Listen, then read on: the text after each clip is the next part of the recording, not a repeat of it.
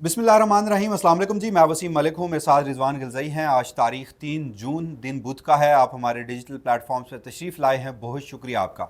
बात करते हैं आज की इस वीडियो में मुल्की सियासी मंजरनामे की। आप टेलीविज़न स्क्रीन को देखें तो आपको पाकिस्तान तहरीक इंसाफ में बगावत, पाकिस्तान तहरीक इंसाफ में फूट, पाकिस्तान तहरीक इंसाफ में तकसीम, सुहेल आफरीदी खासी मुश्किलात का शिकार हैं। इस तरह की खबरें जो हैं वो सरफेस पे आती दिखाई देती हैं। आल्दो इस मुल्क के बड़े संगीन मसाइल हैं, उन पर गुफ्तगू नहीं होती। तो चलें, इस वक्त खैबर पख्तूनख्वा में सुहेल आफरीदी साहब को क्या वाकई ही कोई मुश्किल दरपेश है? क्या वो जो फॉरवर्ड ब्लॉक है वो इस कदर है कि उनकी गवर्नमेंट जो है गिर सकती है? इस पर कुछ इनसाइड इन्फॉर्मेशन है रिजवान गिलज़ई साहब के पास, वो आज की इस वीडियो की सूरत में आपके सामने रखेंगे। और फिर बात करेंगे कि जब भी पाकिस्तान तहरीक इंसाफ को इत्तेहाद की ज़रूरत होती है तो तब उनमें हकीकतन कुछ ऐसी पॉलिसी डिफरेंसेस जो हैं वो सामने आते हैं। और हालिया बजट के हवाले से जो अली अमीन गंडापुर साहब पे तनकीद हुई थी वो अब सुहेल आफरीदी साहब पे भी होने लग गई है। और कल अलीमा खान साहिबा ने भी एक ऐसी मुतालबा कर दिया है जो बज़ाहिर सुहेल आफरीदी साहब के बस में नहीं है, या खैबर पख्तूनख्वा के लोगों 4.5 करोड़ के वो चीफ एग्जेक्टिव हैं, वहाँ की आवाम के हक में नहीं है। बजट पास होना चाहिए, नहीं होना चाहिए, होगा नहीं होगा। सुहेल आफरीदी साहब आज इस्लामाबाद हाई कोर्ट में भी आए, इमरान खान साहब से मुलाकात के हवाले से वो कोशिशें कर रहे हैं, और फिर अडियाला भी वो जा रहे हैं, तो इस पर भी गुफ्तगू करेंगे। और फिर फाइनली ये जो मौजूदा एक ऐसा निज़ाम जो साबिक वज़ीर आज़म इमरान खान के खिलाफ बड़ी ही शद्दोमद के साथ बुना गया था, जिसको ख्वाजा आसिफ साहब तो हाइब्रिड निज़ाम कहते हैं, लेकिन हकीकतन देखें तो अथॉरिटेरियन रजीम से कहीं ये कम नहीं है रजीम। तो इसमें कुछ फूट पड़ने की खबरें थीं। 28वीं आईनी तरमीम, पाकिस्तान पीपल्स पार्टी, उनके हवाले से था कि वो खासी मुश्किलात का शिकार होने जा रही है। कुछ चीज़ें, कुछ सर्कमस्टांशियल एविडेंस हमें ऐसे देखने को भी मिले। अब उस पर क्या इनसाइड है, 28वीं यानी तरमीम में क्या होने जा रहा है, और क्या इसका मौजूदा बजट की डिले से कोई ताल्लुक है, क्या कुछ बातचीत हो रही है। और फिर आखिर में डिस्कस करेंगे कि ये पाकिस्तान तहरीक इंसाफ, पाकिस्तान पीपल्स पार्टी और PMLN के दरमियान जो एक नूरा कुश्ती है गिलगित बल्तिस्तान के इंतखाबात में, और उसमें नवाज शरीफ साहब की जो तकरीर है और फिर बिलावल भुट्टो जरदारी साहब जो तकरीर कर रहे हैं, और PTI के लिए वहाँ क्या स्पेस है, तो दिन भर के वाक़यात भी इस वीडियो की सूरत में आपके सामने रखेंगे। रिजवान गिलज़ई साहब माजरत, मामलात इतने ज़्यादा थे तो इंट्रो थोड़ा सा मेरा तवील हो गया। मुझे ये बताइए, क्या इसमें कोई सदाकत है? अभी भी हम देख रहे हैं कि पेशावर के जो हमारे साफ़ी दोस्त हैं वो तो बड़ी शद्दोमत के साथ रिपोर्ट कर रहे हैं। वो तो बाकायदा तौर पर फिगर भी बता रहे हैं कि इतने लोग नाराज़ हैं, और बस वो रोज़ अपने इजलास भी कर रहे हैं, वो अपने मुतालबात भी रख रहे हैं, और बहुत जल्द उन्होंने फैसला किया है कि अब वो मंजर आम पे भी आ जाएंगे और अपनी तादाद भी बता देंगे। दूसरी तरफ सुहेल आफरीदी साहब अडियाला जेल के बाहर आकर ये क्लेम करते हैं कि जनाब आप 5 बंदे भी साबित कर दें तो मैं आपको मान जाऊंगा। साथ ही शफी जान साहब कहते हैं कि अगर कोई इमरान खान के इस नजरिए, जो कि उन्होंने सुहेल आफरीदी को CM बनाया है, थोड़ा सा भी कोई इधर उधर हुआ तो हम खैबर पख्तूनख्वा की ज़मीन तंग कर देंगे। बयानात हैं, हकीकत है, एक्चुअल सूरत हाल क्या है? बहुत शुक्रिया वसीम मलिक साहब। थोड़ा सा इसका बैकग्राउंड डिस्कस करते हैं ताकि समझने में आसानी हो, और फिर आपने जो कहा कि पेशावर के साफ़ी ये बात क्यों कर रहे हैं। अच्छा, अली अमीन गंडापुर साहब, आपको पता है कि जब उनको हटाया गया तो उनको बड़ा मसला था। वो ये समझते थे कि मेरे खिलाफ साजिश हुई है, इमरान खान के साथ सामने माहौल बनाया गया है, उसमें लीमा खान हो सकती हैं, उसमें सुहेल आफरीदी हो सकते हैं, और उनको ऐसा माहौल पिक्चर पेश की गई है कि इमरान खान ने उस साजिश का हिस्सा बनकर मुझे वजारत आला से हटाया। और उसके बाद से उनके दिल में ये बात थी, और उन्होंने मौजूदा सिस्टम में भी बहुत बहुत वेल कनेक्टेड थे, और वो उनको ये कन्विंस कर रहे थे कि कोई ऐसा करें कि सुहेल आफरीदी चला जाए और मैं वापस आ जाऊँ। अच्छा, उसकी जो स्कीम सारी बननी थी उसमें कोई ऐसी पॉसिबिलिटी नहीं थी कि अगर सुहेल आफरीदी को डिस्क्वालीफाई भी किया जाता है तो दोबारा तो गंडापुर साहब बन नहीं सकते। फिर तकरीबन 2 महीने पहले उनको ये ख्याल आया, या जाहिर है आपको पता है कि ये जो इस वक्त निज़ाम चला रहे हैं इनके पास बहुत अजीब अजीब किस्म के आइडियाज़ होते हैं। उनने कहा क्यों ना आईनी अदालत में एक पटिशन करें और वहाँ से ये सारा मामला रिवर्स हो जाए और अली अमीन गंडापुर बहाल हो जाए। और उसकी जो रीज़न है वो बाद में शेर अफजल मरवत केस भी आई। कुछ अर्सा पहले गंडापुर साहब मिले राना सनाउल्लाह के साथ, उनसे उन्होंने मुलाकात की और उन्होंने कहा कि देखें मैं भी आपके साथ चल रहा था, तावन भी कर रहा था, सुहेल आफरीदी तो तावन ही नहीं कर रहा, तो ये हमारा प्लान है, आप इसमें हमें सपोर्ट करें। उन्होंने कहा जी ओके, हमारी आपकी वज़ीर आज़म से मुलाकात करवाते हैं। राना सनाउल्लाह हालांकि सुहेल आफरीदी के हवाले से उन्होंने अली अमीन गंडापुर के साथ जो मुलाकात की, उन्होंने कहा वो बड़ा अच्छा नौजवान है, अच्छी बात करता है, लेकिन उसने वज़ीर आज़म के साथ तल्ख गुफ्तगू की थी, ये चीज़ हमें उसकी पसंद नहीं आई। यानी PMLN इस बात पे बदला लेना चाहती है, या राना सनाउल्लाह साहब, कि उन्होंने वज़ीर आज़म के सामने अपने सूबे का एजेंडा रखा था। हाँ, और अपने उन्होंने ये लोगों कहा के था कि वेलफेयर की मैं बात की अगर थी। एजाज सुहेल आफरीदी होता तो कभी आपसे मिलता भी ना, सूबे की वजह से आपके साथ आया हूँ। और एक दो भी तल्ख बातें और वो वहाँ उनसे हुई थी। फिर जब वज़ीर आज़म मिले तो वज़ीर आज़म ने तो ऑलरेडी उनको गुस्सा था, उन्होंने कहा ठीक है ओके। फिर अली अमीन गंडापुर मिले एक अहम शख्सियत से, और जो बेसिकली ज़ाहिर है सारा करता था चीज़ें का इख्तियार उनके पास है। तो उन्होंने अली अमीन गंडापुर ने कहा कि मेरे साथ 30 लोग हैं, अब इस चीज़ को लेके जाएं आप फ़हीम अख्तर मलिक साहब की उस खबर के साथ आप कनेक्ट करें जिसमें 27 ऐसे लोग हैं जो बैन एफिडेविट एल्फी दे के आए हुए हैं और वो जो है ना हमारे साथ हैं। ये मामला उन्होंने उस वक्त भी बेचा था। एक बार फिर वो ये लेके गए और उन्होंने कहा कि 30 लोग मेरे साथ हैं, ये प्लान है, और मैं जब वज़ीर आज़म बन जाऊंगा 30 लोग मेरे घर पे मतलब मेरी जेब में होंगे, बाकी अपोजिशन के लोग मेरे साथ होंगे, तो मेरे खिलाफ कोई अदम एतमाद भी नहीं आ सकेगी और हम सिस्टम को चला लेंगे। फिर वो ये चीज़ उन्होंने कहानी बेची। फिर उनकी दोबारा जब मुलाकात हुई तो उनको ये बताया गया कि ये 30 लोग कोई भी नहीं है, ये 2-4 लोग इनके साथ हैं और ये नहीं हो सकता। तो उन्होंने फिर उनको ये कहा कि अगली मुलाकात में एक तरह से शट अप कॉल दी कि यार अभी ये एडवेंचर करने की खैबर पख्तूनख्वा में ज़रूरत नहीं है। लेकिन हुआ ये कि वो तो प्लान तो मतलब उनको वो तो था, मतलब भूख थी, यानी ये करना ही करना है। तो ऑल ऑफ अ सडन, अच्छा पीछे उनके और भी लोग थे जो इस सिस्टम में बहुत अच्छा, वो अहम शख्सियत नहीं होंगी तो उनकी टीम के लोग ये चाहते हैं ना कि वो असल में देखें सुहेल आफरीदी एक चैलेंज तो है ना इस सिस्टम के लिए ना। ठीक है वो चैलेंज नहीं कर रहे, वो स्ट्रीट मूवमेंट नहीं कर रहे, वो बहुत ज्यादा, लेकिन और बहुत हद तक मेरे ख्याल में वर्किंग रिलेशन भी अब कायम हो गया है, लेकिन स्टिल अली अमीन गंडापुर तो नहीं है ना। वो अभी भी कहीं ना कहीं जहां सुहेल आफरीदी को मौका मिलता है वो यानी उनको कहा जाता है आप डयाला के बाहर ना है, वो आ जाते हैं। मतलब उन जो भी हो उस तरह से कंट्रोल नहीं है जिस तरह से अली अमीन गंडापुर थे।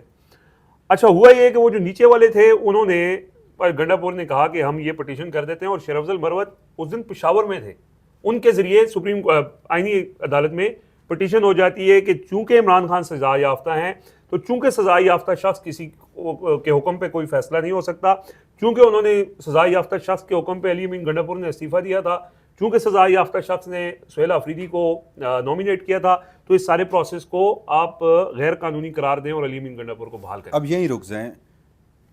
एक ताकतवर शख्सियत नहीं चाहती, वो अली अमीन गंडापुर को शटअप कॉल देती है कि अभी ऐसे किसी एडवेंचर का वक्त नहीं है या हमारे पास उसकी फुर्सत ही नहीं है। उनकी टीम शेर अफजल मरवत और बाकी सब लोग ये पिटीशन कर देते हैं। यही मैं आपके सवाल का जवाब देता हूं जो आपने सवाल पूछा था कि साफ़ी ये बात क्यों कर रहे हैं। जब ये पिटीशन हो जाती है तो पता चलता है कि यार जब मना किया था पिटीशन नहीं करनी तो क्यों की है, गुस्से का इजहार किया जाता है।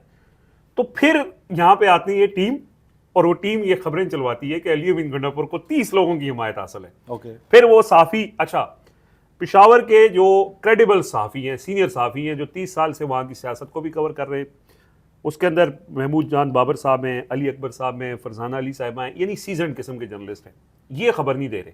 3-4 लोग हैं जिनके बारे में ये बातें भी आई हैं कि वो सिस्टम के साथ कनेक्टेड हैं और वो कहाँ से खबरें देते हैं, उनसे खबरें आई, फिर सोशल मीडिया पे डिस्कस हुई कि 30 लोग अली अमीन फॉरवर्ड ब्लॉक बन गया जी। वो पैगाम किसको देना था? उन अहम शख्सियत को ये बताना था बेसिकली कि भाई ये बात दुरुस्त है, गंडापुर के साथ बंदे हैं। यहाँ पे सुहेल आफरीदी मैदान में आते हैं और आके वो ये कहते हैं कि इसके पास कौन से बंदे हैं, हमें पता है इसके साथ टोटल 4 बंदे हैं, 4 नहीं हुए तो 5 हो जाएंगे, इसीलिए उन्होंने कल कहा कि 5 से ज्यादा बंदे वो इकट्ठे नहीं कर सकता। वो 5 बंदे कौन से हैं वो शहजाद नवाज साहब ने बताया है, काम किया, अब उस पर काम भी किया है, कुछ नाम है और वो खुद ही बताएं तो ज्यादा बेहतर है। लेकिन जितने नाम इसमें जो सुहेल आफरीदी के जो करीबी जराए हैं वो कहते हैं कि 2 लोग हैं, और उसमें एक पख्तून यार हैं, एक मेजर सजाद है, ऑब्वियस अली अमीन गंडापुर साहब, और तीसरे अली अमीन गंडापुर हैं। लेकिन शहजाद नवाज की इतलात के मुताबिक उसमें 2-3 लोग और भी हैं, जिसमें मुश्ताक गनी भी हैं और एक आध कोई और नाम वो बता रहे थे। खैर यानी टोटल जो है ना वो 5 लोग हैं जो अली अमीन गंडापुर की जेब में आप समझ सकते हैं। इसके अलावा 75 लोगों से तो सुहेल आफरीदी पर्सनली मुलाकात कर चुके हैं। तो अब मामला ये है कि ये ना ऐसे ही एक शोशा था, और इसका मकसद जो था वो अब क्लियर हो गया है कि वो ये जो फॉरवर्ड ब्लॉक बताना था ये उनको बताना था, उनको कन्विंस करना था जो असल जिन्होंने फैसला करना है, ताकि वो आईनी अदालत के जरिए ये प्रोसेस करें कि हमारे पास बंदे पूरे हैं। लेकिन देखें जो शफी जान की आपने बात की है ना, इसमें कोई शक नहीं है कि सुहेल आफरीदी से हो सकता है 20 लोग नाराज हों, 25 लोग नाराज हों, बहुत से लोग वजारत मिलने पे नाराज हैं, बहुत से लोग फोन ना उठाने पे नाराज हैं। और फिर हमेशा से पाकिस्तान की आप सियासत देख लें, इवन कि जब फेडरल गवर्नमेंट में, फेडरल पार्लियामेंट में नहीं, अब भी जब इजलास होते हैं बजट के करीब, तो लोग उन इजलासों में शिरकत छोड़ देते हैं। वो अपने पार्टी से बार्गेनिंग टूल के लिए इसको इस्तेमाल करते हैं ताकि बजट में उनको कोई डेवलपमेंटल फंड मिल जाए, एडीबी और पीएसडीपी में पैसे मिल जाए, सुबह में एडीबी में यहाँ पैसे तक मिल बात जाए। समझ आती है कि बजट के नजदीक आकर ये फॉरवर्ड बढ़ा, तो इसमें एक एलिमेंट ये हो सकता है। तो आपकी बात जो मैं समझाऊं, ना तो कोई अदम एतमाद आने लगा है आपकी खबर के मुताबिक, और बजट भी आल दो कि उस पर हम गुफ्तगू करते हैं कि वो अलीमा खान साहिबा ने जो एक मेरे ख्याल में वो गैर ज़रूरी मुतालबा था जो रख दिया है, तो उसके बावजूद भी सुहेल आफरीदी साहब बजट बड़ा आसानी से पास कर लेंगे। इसमें कोई देखें, ये आपने वो सारा प्रोसेस कवर किया था ना, जब कहा जा रहा था कि एमपीएस बयान अल्फी दी हुई है, नहीं 92 एमपीएस ने वोट दिया। जी हाँ, अब भी वो लोगों के अपने एतराज़ात मौजूद हैं, लेकिन ये नहीं हो सकता, यानी अगर आप बजट को वोट नहीं देते ना, तो आप बेसिकली पार्टी पॉलिसी को खिलाफ जाते हैं, और उस पे फिर वो सारा प्रोसेस आइन का आर्टिकल, ठीक है, इसको हम सम अप इस तरह से करते हैं, यानी उसमें मतलब कंफर्टेबली ये चीज सम अप इस तरह से करते हैं, इख्तलाफात हैं, वो 4 लोग हों, 10 लोग हों, 20 लोग हों, वो फंड्स ना मिलने पे, कैबिनेट में शामिल ना करने पे, मुलाकात ना होने पे, वजीर आला के फ्रिक्वेंटली अवेलेबल ना होने पे हैं, सुहेल आफरीदी की गवर्नमेंट टॉपल करने के लिए ऐसे कोई मामला नहीं है। वो 3 से 4 लोगों का हो सकता है, उसमें 2-3 वज़ारत आला के उम्मीदवार हैं, 2-3 अली अमीन गंडापुर के बहुत ही एहसान उन्होंने उनके ऊपर किए हुए हैं, तो वो जाहिर है जब आप एहसान का बदला फिर आपको चुकाना पड़ता है। बाकी इसमें कोई ऐसी चीज़ नहीं है, बैकग्राउंड से लोगों को वैसे ज़्यादा अंडरस्टैंड हो जाएगा कि असल मामला क्या है। अच्छा चलें, अब दूसरे मौजू की जानिब आगे बढ़ते हैं। बजट की मंजूरी, ये अली अमीन गंडापुर साहब पे भी बहुत ज़्यादा तनकीद हुई थी कि वो जी एक तो चलें वो सरप्लस बजट देने वाला, उस पर आप बात कर सकते हैं कि आप उस बजट को खर्च वाकई नहीं करते, और अगर नहीं कर पाते तो फिर नायाली होती है, और फिर अगर आप एनएफसी में अपना हिस्सा ना मांगने का शिकवा भी करते हैं तो उसमें कोई आपके पास ठोस दलाइल नहीं होते। अलीमा खान साहिबा ने शर्त रख दी है, कल सुहेल आफरीदी साहब की मौजूदगी में उन्होंने ये कह दिया, और बाद में फिर खबर ये भी सामने आई कि शायद अडियाला जेल में अलीमा खान साहिबा की जानिब से डांट भी पिलाई गई है।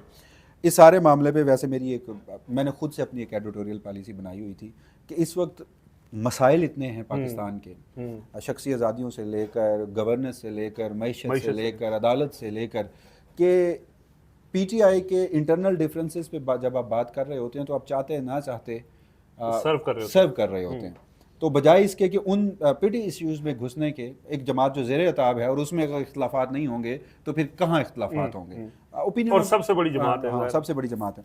लेकिन जब इन्हें इत्तेहाद का वक्त ज़रूरत होती है, अब गिलगित बल्तिस्तान में आपको कैंपेन नहीं करने दी जा रही, या इमरान खान से मुलाकातें बंद हैं और आप उसमें तगो-दो कर रहे हैं, आल दो कि आप मुलाकातों में भी कोशिश कर रहे हैं और साथ ही मोमेंटम बनाने की भी कोशिश कर रहे हैं, ये अलीमा खान साहिबा आकर आउट ऑफ नोवे स्टेटमेंट दे देती हैं, और फिर क्या बजट, देखिए बजट तो मंजूर करना ही पड़ेगा, आप बजट मंजूर नहीं करते आप खैबर पख्तूनख्वा चलाएंगे कैसे, और फिर अगर आप बजट मंजूर नहीं करते तो आप इस्टेब्लिशमेंट को एक इतना बड़ा स्टांस दे रहे हैं कि वहाँ पर फिर वो गवर्नर राज लगाएं, आईनी अदालत उसमें इंटरफेयर करे, इलेक्शन कमीशन, 9 मई के मुकदमात, फिर आप पीटीआई की गवर्नमेंट को टॉपल करने के लिए एक ठोस और कंक्रीट सब्सटेंस दे रहे हैं अपनी अपोजिशन को कि जी इनसे तो सुबह चल नहीं रहा, ये बजट दे नहीं रहे, जब बजट नहीं देंगे तो सुबह नहीं चलेगा, सरकारी मुलाजमीन को तनख्वाहें नहीं मिलेंगी, डेवलपमेंटल प्रोग्राम नहीं होंगे, तो फिर आप ऐसा कीजिए कि गवर्नर को ये हवाले सुबह कर देते हैं, फिर गवर्नर तब्दील हो उनके हवाले। तो बहुत सारे लोग इस वक्त कह रहे हैं कि जी वो अली अमीन गंडापुर साहब से भी जब ये मुतालबा किया जा रहा था तो उस वक्त भी ये मुतालबा गलत था, या तो फिर पीटीआई ये तस्लीम कर ले कि उसने कहीं किसी पार्लियामान में नहीं रहना, उसने इस सिस्टम से निकलना है और सिर्फ मजामत करनी है। जब आपने गवर्नमेंट भी करनी है, आपने अपोजिशन में भी रहना है, तो उसमें फिर आपको असम्बलियां भी नहीं छोड़ रहे, तो फिर आप अपने ही सूबों के उन 4.5 करोड़ लोगों के हकूक पे क्यों डाका डालना चाहते हैं? तो ये यहाँ पे मेरे ख्याल में पॉलिसी का फुकदान है। देखिए, ये जो कल अलीमा खान साहिबा ने जब ये बात की ना, तो ये बात ना असल में इस टाइम पाकिस्तान की सियासत में पीटीआई के पास मुज़ाहमत के लिए बहुत लिमिटेड ऑप्शंस हैं। तो वो इमरान खान की बहन है, वो ये समझती हैं कि हमें हर वो तरीका आजमाना चाहिए जिससे हुकूमत के ऊपर प्रेशर डले। अब इसमें उन्होंने एक प्रेशर टैक्टिक के तौर पे कैमरों में बात हो रही थी और उन्होंने सुहेल आफरीदी को कह दिया कि आपको बजट मंजूर नहीं करना चाहिए। बाद में जब वो जो सामने एक पेट्रोल पंप है उसके अंदर एक कमरा है, वहाँ पे जब इनकी मीटिंग हुई है जहाँ पे अलीमा खान साहिबा ने डांटा भी है, ये कल रात अताउर रहमान कोहिस्तानी ने खबर दी थी, आज शबीर डार ने भी दी है, उसके अंदर फिर ये सारी जो आपने अभी गुफ्तगू की है ना 2-3 मिनट के अंदर कि उसकी क्या वो रिप्रिकॉशंस हो सकती हैं, उसके क्या कॉन्सिक्वेंसेज हो सकते हैं, ये जब अलीमा खान साहिबा को बताया गया तो उन्होंने कहा कि अच्छा ठीक है, मतलब उन्होंने समझ ली बात और उन्होंने कहा कि अच्छा इसको मैं हैंडल कर लूँगी। लेकिन सुहेल आफरीदी के ऊपर गैर ज़रूरी सा वो प्रेशर आ गया कि जी बजट आपने मंजूर नहीं करना। देखिए उसके अलावा और आपको पता है सोशल मीडिया वालों का, सोशल मीडिया वाले तो फिर आ जाते हैं, वो कहते हैं, वो कल भी हम देख रहे थे, आता है भाग जाता है, टफ टाइम नहीं देता है। और अगर वो बजट मंजूर करेंगे तो क्या, इमरान खान का लास्ट टाइम मुझे याद है जब इमरान खान कह रहे थे कि बजट मंजूरी से पहले गंडापुर और मुजम्मिल असलम आके मुझे बताएं, वो ये चाह रहे थे कि जो उनकी विजन है उसके मुताबिक बजट बने। और वो ये भी चाहते हैं, जो आखिरी इतलात इमरान खान साहब से आ रही थी, कि आप सरप्लस बजट क्यों दे रहे हैं। हाँ, और ने कहा ये नहीं करना। हाँ, तो ये भी अगर बजट कैसा दिया जा रहा है उस पर तो तनकीद हो सकती है, खुल के करें। पीटीआई या सुहेल आफरीदी साहब किसी तनकीद से या किसी जवाबदेही से मुबर्रा नहीं है और ना ही होने चाहिए। इनफैक्ट इमरान खान साहब कल को हुकूमत में आते हैं तो अगर वो ये मुश्किलात काट रहे हैं तो वो भी बिल्कुल मुबर्रा नहीं होंगे, सवालात उनसे भी होंगे। एक आखिरी के सुहेल आफरीदी साहब ट्वीट करते हैं कि पहले अलीमा खान साहब बताती हैं कि हाँ ये मोहसिन नकवी से मिले थे। फिर सुहेल आफरीदी साहब कहते हैं मैं तो बनू और बाकी मामलात और उस मामलात में सिक्योरिटी के तनाजुर में मिला था। अलीमा खान साहब कहती हैं कि इन्होंने हमें बताया है कि ये इमरान खान से मुलाकातें बहाल करने के लिए मिले थे। तो आप ये बातें भी किसी बंद कमरे में तय कर लें। फिर देखें मसला क्या है, ये जो सुहेल आफरीदी ने ट्वीट किया ये भी गैर जरूरी था। हाँ। जो अलीमा खान साहब ने ट्वीट किया वो भी गैर जरूरी और फिर ये बयान सबसे ज्यादा गैर जरूरी। और ये क्यों होता है? ये सिर्फ सोशल मीडिया के प्रेशर में होता है। जब ये बात होती है, अब मिसाल के तौर पे उन्होंने मुलाकात की मोहसिन नकवी के साथ, बैरिस्टर गौहर के साथ, और उसमें कुछ चीज़ें तय हुई उनकी, और ऑब्वियसली वो मुलाकात होगी तो कोई बात आगे बढ़ेगी ना। मुलाकात से जब खबर सामने आती है तो उसमें एक खबर चलाई जाती है टीवी चैनलों पे कि इमरान खान की एक बहन भी मौजूद थी। बैरिस्टर गौहर उसकी तरदीद कर देते हैं कि बहन मौजूद नहीं थी। फिर अलीमा खान कहती हैं कि ये जो मुलाकात हुई है इसमें कोई फैमिली का बंदा मौजूद नहीं था और ना हमें पता था, हालांकि उनको पता था। ठीक है, एक डिबेट शुरू हो जाती है। फिर Sohail Afridi social media pressure में आके कहते हैं कि वो मुलाकात हुई है लेकिन उसमें बनू और ये सारी चीजें हुई हैं। सिर्फ ये, यानी ठीक है, इसमें एक चीज तो है, देखें, एक तो इसको खुफिया रहना चाहिए। अगर जो मुज़ाकरात हो भी रहे हैं, बातचीत हो रही है, थोड़ा सा उनसे सीख लें कि इसमें यानी मतलब चीज लीक ना हो। खैर लीक अगर हो भी गई है तो फिर उसको मान लें, उसमें फिर ये ना कहें कि जी नहीं हुआ, ये नहीं हुआ। तो ये इमेच्योरिटी आप ये कह लें, इनएक्सपीरियंस कह लें। और अलीमा खान साहिबा भी सियासी खातून नहीं है कि वो भी उन्होंने सारा मामला अपने ऊपर हटाने के लिए सुहेल आफरीदी को बिल्कुल उन्होंने उस पर छोड़ दिया, समझने के अंडर द बस उन्होंने उसको। वैसे दो मौज़ूआत हमने मजीद डिस्कस करने थे, वीडियो का टाइम बहुत ज़्यादा हो गया, तो अगली वीडियो की सूरत में हम ऑडियंस के सामने रख देते हैं। आखिर में एक बात मैं ज़रूर कहूँगा, ये मेरा ओपिनियन है, आप एक सूबे के चीफ एग्जीक्यूटिव हैं, तो फिर आपको सोशल मीडिया की प्रेशर लेने की वजह से आप अपनी पॉलिसी ही बदल दें या पॉलिसी ना बदलें, लेकिन आप उस पर आकर ऐसे स्टेटमेंट आकर दें, तो फिर आप या तो सोशल मीडिया पे बैठ जाएं या फिर सुबह चला लें। इस बात पे फिर महमूद अजगज़ई साहब पे तनकीद होती है कि आप उन्हें कुछ भी कह लें, वो अपने तरीके से चल रहे हैं। उसमें वो कोई आपको नतीजा दे सकते हैं या नहीं दे सकते, लेकिन उनकी पॉलिसी ठीक है कि आप उन्हें सोशल मीडिया पे कुछ भी कह दें, वो जवाब उनकी टीम तो जरूर देगी, अजगज़ई साहब को नहीं कोई फर्क पड़ता। तो आप एक सूबे के चीफ एग्जीक्यूटिव हैं, 4.5 करोड़ लोगों के किस्मत का फैसला जो है वो आपने करना है, और आप अपने सोशल मीडिया के हाथों मजबूर होकर ये सारी बातें कर रहे हैं। तो मैं आखिर में इतना ही कहूँगा कि उन्हें भी सीएम के तौर पर रिएक्ट करना चाहिए। ये बहरहाल मेरी ठीक है, बिल्कुल सही है। बल्कि अगर तो देखें, मैं कहता हूँ कि लोगों को सच बताना चाहिए। हम ये बात करते हैं, लोग हमें बुरा भला भी कहते हैं, लेकिन हकीकत यही है कि इमरान खान की रिहाई के लिए दो तरीके हैं, या आप इनकलाब लेके आएँ या आप कोई बातचीत के जरिए बाहर आ सकेंगे। अदालतों वाला मामला तो रहा नहीं ना। तो इनकलाब की सूरत हाल, ये लोगों को हकीकत पता होनी चाहिए कि पाकिस्तान में इस वक्त इनकलाब की कोई सूरत हाल नहीं है।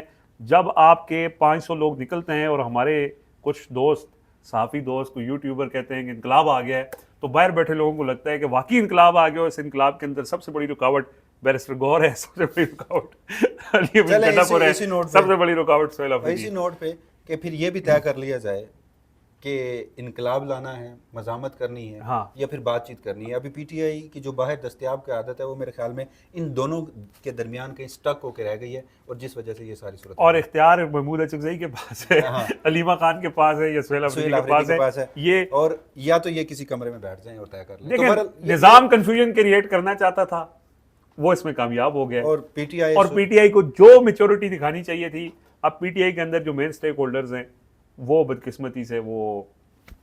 इजाज़त दीजिए नाज़रीन, अल्लाह ने के बाद।